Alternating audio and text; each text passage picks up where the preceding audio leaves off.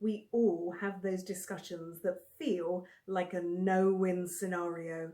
It might be with a supplier who's already started the work, even though the negotiation is not complete. It might be with a sole source supplier where the budget was leaked early on, or it might be a conversation with a colleague who becomes more entrenched in their position the more we talk.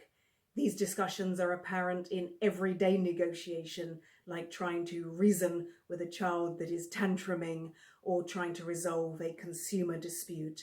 And when we feel as if it's a no-win scenario, it can be helpful to remind ourselves of what we can influence and to work those things to the maximum. For example, we can control a conversation through questions. Questions serve many purposes. They're a way of gathering information. They can buy us time. They show that we're consulting with the other party, and they can be a way of asserting authority in a conversation by directing it in a way that favours us. We can listen and learn, because by listening and learning, we can build rapport. And whilst rapport cannot be mistaken for trust with another party, the courtesy of listening is an important ingredient in trust building.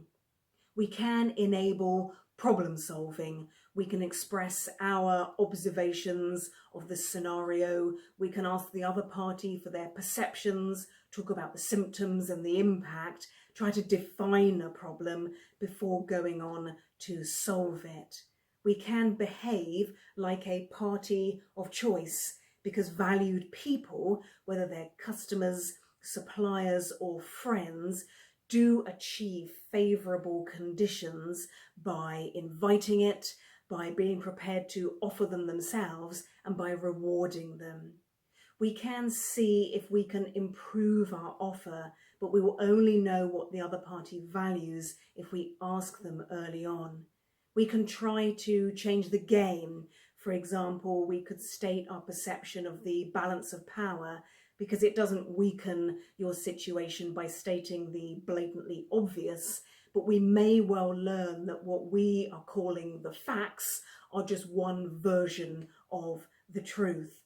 And we can still strengthen the relationship. We can empathise, we can commiserate, we can talk about hope for the future.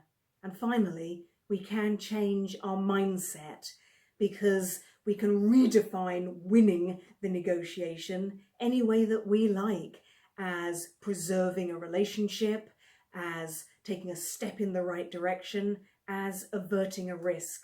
So be kind to yourself and tell yourself that you can win that negotiation.